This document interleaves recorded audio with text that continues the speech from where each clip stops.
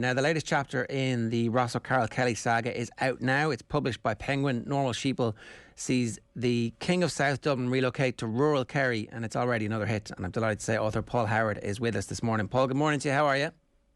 Brilliant. Fantastic. So great to be here. The front cover is obviously Ross in an An Gaeltacht jersey, I believe, but it also it could also be a River Plate jersey. So maybe there's a series where he goes to Argentina and Buenos Aires after this. When I saw that jersey first, I thought of Peru in 1978. So I'm probably 4 years older than you. It's like the old Peru jersey. We put a lot of thought into this cover. I mean, there's clearly a kind of normal people thing going on. You know, he looks like Connell with the hair. He's got the fringe, and if you look really, really closely, he's got the chain with a little kind of fungi on the end of it. But the jersey was the big thing, and it was about getting that right, because I think it's been a shock to a lot of people to see Ross on the cover of a Ross book wearing anything other than the Leinster rugby jersey or the Ireland rugby jersey. So it was about getting the artwork right. I think Alan Clark has done an amazing job with it. He draws all of the covers of the books and the illustrations inside. But it's kind of a new departure for Ross, because he's never played Gaelic football before, and he's always sort of considered Gaelic football to be for people who are, you know, too stupid to understand the laws of rugby.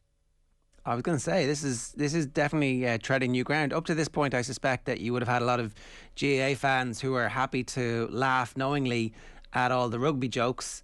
Now, all of a sudden, the mirror is being turned on them. And how has that experience been for those people? Well, from what I've heard, they've laughed at it so far. I know I've had some contact from An Gaeltacht GAA club who are delighted that Ross chose them of all clubs to play for. But it sort of happened quite by accident. You know, he was bringing his daughter Honor to the Gaeltacht, the Gaeltacht as she calls it. And he's utterly convinced that she won't last more than 24 hours on the Dingle Peninsula once she finds out she has no easy access to Starbucks and she doesn't have more than one bar of mobile phone coverage. But to his great surprise, she decides after 24 hours that she actually likes it and wants to stay. And to Ross's even greater surprise, he discovers the same thing about himself. And he's driving, through the Dingle Peninsula one day, and a ball hits the windscreen of his car. And he gets out and he picks it up. And it's not, as he says himself, it's not a normal shaped ball. This one is round. And some people start shouting at him to kick the ball back, and he kicks it back, and they're blown away by the length he manages to get into the kick. And it turns out that this is An Gaeltacht's veteran GAA team. So they're kind of over 50-year-old footballers, and they have a grudge match coming up against Sneem. And they ask Ross, they sort of bring him in first for a training session, and they discover that, you know, all of the skills that made Ross a great rugby player, you know, the kicking and the high catching, can be equally applied to Gaelic football. And, you know, what it takes them a good sort of 16 to 17 hours to explain the rules of the game to him. He discovers that he's quite good at it. And without giving the end away, he becomes fully engaged in this grudge match. He's well used to grudge matches, having played, you know, so many against Blackrock and Belvo and Clongowes. But this kind of regional grudge match, like one village or one region against another, is something he's completely new to. Is there anything in particular, Paul, that draws Ross to Kerry specifically? Like, there's a reason that he doesn't go to, I don't know, some rural part of Donegal or Galway or Cork? Like, is this cute her kind of Healy Ray mentality down there? Is there something in the water down there specifically about Kerry that draws him down? I don't know. I mean, he struggles with the accent. Like, Ross is, you know, once Ross kind of goes anywhere south of the Loughlinstown roundabout, absolutely everybody sounds like Peg Sayers to him. So all of the language is kind of, it's like that John Millington Synge way of writing dialogue. You know, that's what Ross hears when he hears Kerry people speak. I don't know if I think it's kind of just an accident that Honor happened to be going to that Gaeltacht. The cool Gaeltachts, I'm told, are in Donegal and in Galway, and Honor leaves it too late to book, so she's kind of a loner. She's sent on her own down to Kerry, and so that was just quite by accident. How do you think this character, Paul, has endured and survived for so long? I think it's 23 years now, if I'm not mistaken. Like, he probably started off as quite an unlikable character per Ross, and he's kind of come around a bit. We're all warming to him slightly. Is that part of the longevity of his character? Yeah, I think so. I mean, when I look back on the early books, I put a book of columns together this year. So it was like 23 years of Ross O'Carroll Kelly columns in a book. And when I was reading the early columns, it was kind of interesting to me because it was quite clear looking back on them that I actually didn't like Ross. For probably the first 5 years that I was writing the column, I actively disliked this stereotype, this rugby jock type of character, who I'd seen quite a lot of in my own kind of childhood and youth, these sort of privileged rugby jock characters. And I think over the course of 20 years of writing it, I have warmed to him. I mean, you can't write about a character for that long without developing some kind of understanding and some kind of empathy for him. But the strange thing is, somebody pointed out to me recently that in the early Ross books, Ross was the least likable character, and in the last sort of 4 or 5 books, he seems to be the only sensible character. That everybody around him has kind of lost their mind. His father is the Taoiseach now, and he's establishing links with Vladimir Putin and trying to take Ireland out of the EU. His wife, Sorcha, is the Minister for Climate Action, and she's trying to ban cows and sheep in Ireland. She's trying to kind of wipe out the breeds because of the harmful gases. So everybody's kind of lost their moral compass a little bit, and Ross has kind of just become an observer of this madness that's going on around him. And I think that's part of the reason people have kind of started to like him. I think he's kind of, he is, in a lot of ways, he's sort of become the straight man watching other people's madness. On a personal level, have you found it more difficult to be creative over the last few years when you haven't been trying to scratch the itch of the gaping hole of Liverpool's failure in your life? All of a sudden, that bit of your life has been fulfilled. And surely that makes life far more difficult for you as a creator. Yeah. Well, look, last year was the most productive year of my career, and that was the year when I kind of rediscovered suffering, as a Liverpool fan, watching what kind of happened to Liverpool between the start of January and the end of the season. And it's probably not a coincidence that I did more work then. I was more productive then in those months. But having followed Liverpool as a kid, and it's no coincidence that I chose Liverpool because I was 6 years old when they won the first European Cup in 1977. So I was allowed to stay up late to watch Liverpool. So they were my team as a child and into my teenage years. And a lot of Man United fans will know how this feels. You don't ever see a day when your team is not going to be successful, when you're going to know what it just feels like to, just sort of shrug and say, that's what it means to be a Liverpool fan, and, having suffered through like the Roy Hodgson years, for instance, I sort of came to a point where I just thought I will never see a successful Liverpool team again in my lifetime.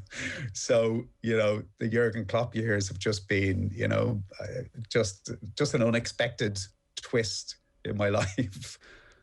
Is there a weird sense of how tenuous it is now, that it could easily revert back to a Roy Hodgson style era, that it's all completely bound up? It seems essentially in Klopp's genius. Yeah, but I don't think Klopp is going anywhere. I've heard a lot of people say, oh, well, he's going to take the Bayern Munich job and then he's going to take the Germany job. And, I think he's quite happy there. I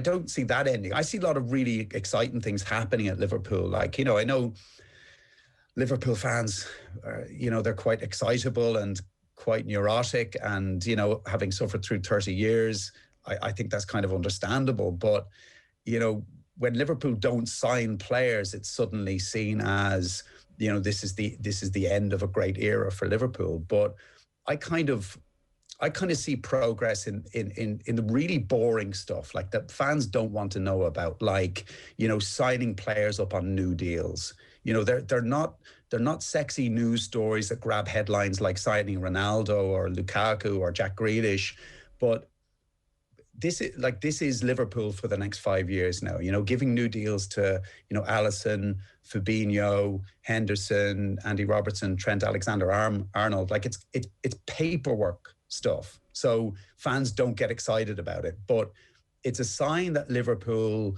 are no longer a selling club. And that's what's sort of killed Liverpool over the last, especially kind of the 10 years before Klopp came in. You know, you remember, you know, Torres, Alonso, Mascherano, Coutinho, these players who should have been building blocks for Liverpool, you know, the players you build a great team around. But as soon as a good offer came in for them, they were gone. And I kind of think that's not happening anymore. You know, there's players are signing up to longer deals. There's lots of reasons for that. You know, the financial collapse of Spanish football, especially Barcelona and Real Madrid not being in a position to sign players. So players aren't being, you know, they're not being enticed to go abroad anymore. But I think that stuff is really, really exciting. But it's kind of hard because, you know, fan websites don't talk a lot about players getting new contracts. One of the things. Go on, sorry. Go on, Jer. No, go on. Well, one of the things, I suppose, Paul, that like I've noticed you even talking on Twitter about it as well, is a couple of things like for example, the yellow card of a player gets when he takes off his shirt after scoring, or even and I think the way you phrased it was this fetishization of numbers, like the XG, the expected goals, amongst fans and fan forums at the moment. Like, is modern football enjoyable for you, or does all this kind of nonsense maybe make it a little less enjoyable than it used to be? Yeah, I mean, I can switch that stuff off. I mean, I mock the XG thing all the time. Like, I just know that a lot of my friends who were into the XG thing aren't really into football. They're kind of numbers people more than football fans. Even things like assists really annoy me because, you know, like the most decisive move in any particular goal, it might not involve the second last player to touch the ball. It could be an extraordinary through pass. I was looking at a goal last night. I think it was Dirk Kuyt's first goal for Liverpool. And as you do. Yeah, as you do. I was looking back on the glory days, and Xabi Alonso plays this extraordinary pass that's almost like a golf putt right to the feet of Steve Finnan, who crosses the ball for Kuyt to score from 6 yards out. So Steve Finnan, if assists had been a thing at the time, which mercifully they weren't, Steve Finnan would have got the assist.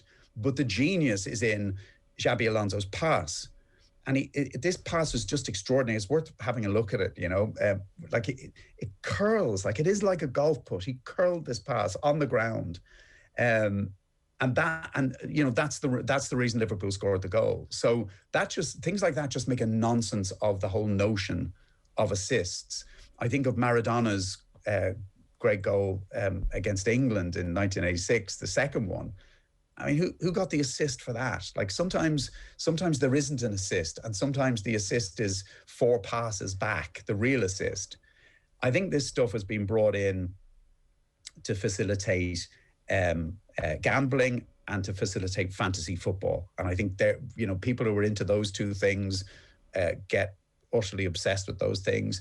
I saw Liverpool fans on a forum last weekend, and quite a few of them in my Twitter feed talking about how many shots at goal Liverpool had against AC Milan inside the box as opposed to outside the box.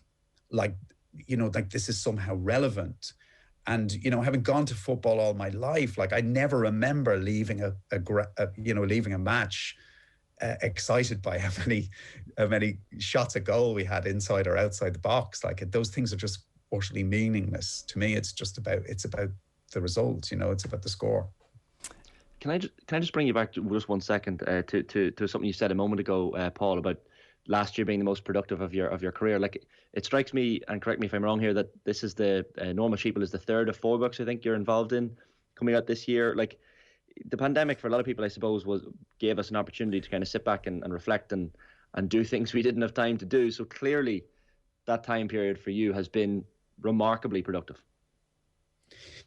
Yeah, I mean, I'm here in Avoca in Wicklow, and for the start of the pandemic, we couldn't go more than 2 kilometers from the house, and there's not a lot to do, within 2 kilometers of my house here. So I was stuck here,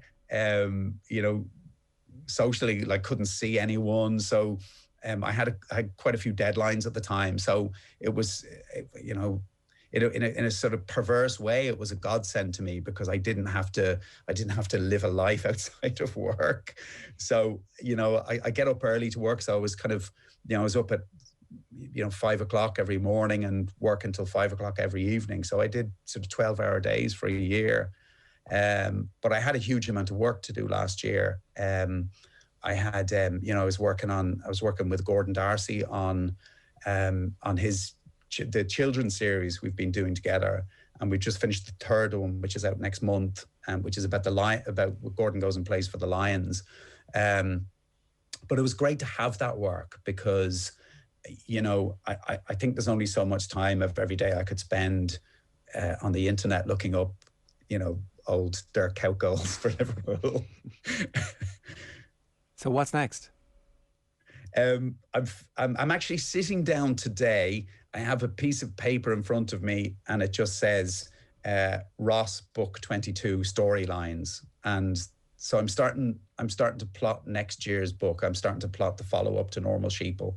And so it's a year out, but it's just, for me, it's just process, like, this is what I do in September every year. I'll spend a week working at the storylines. I'll send them to Rachel Pierce, my editor, and we'll have a discussion over several weeks over, what should go into the next book. And then I'll come up with a beat by beat plot. It sounds quite boring, but that's what I do for every book. And then Lion's Roar, the next book in the Gordon's Game series, is out on the 14th of October, I think. So that's exciting as well. Next year, obviously, is the 20th anniversary of Saipan. Will you dust down gaffers and give us a reanimated version, a revisited version? I don't know.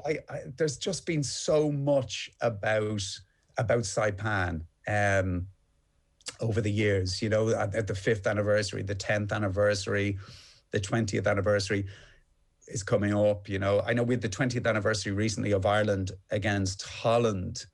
At Lansdowne Road, the 1-0 win that really kind of took that team to the World Cup in 2002. For me, that's much more interesting. For me, that's much more of a sort of unexplored story.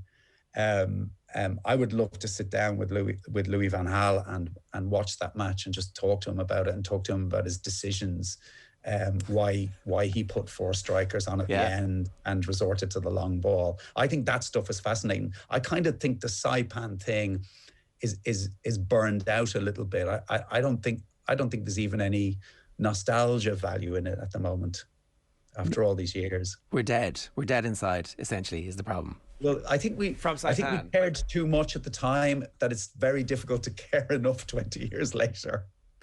Thankfully, we've moved on, I hope. Paul, good stuff. Congratulations on the book, and thanks a million for joining us. Thanks so much for having me on. Thank you. No worries. It's called Normal Sheeple, and it is available in all good bookshops and online now. And it's the continuing story of Ross O'Carroll Kelly down in Gaeltacht.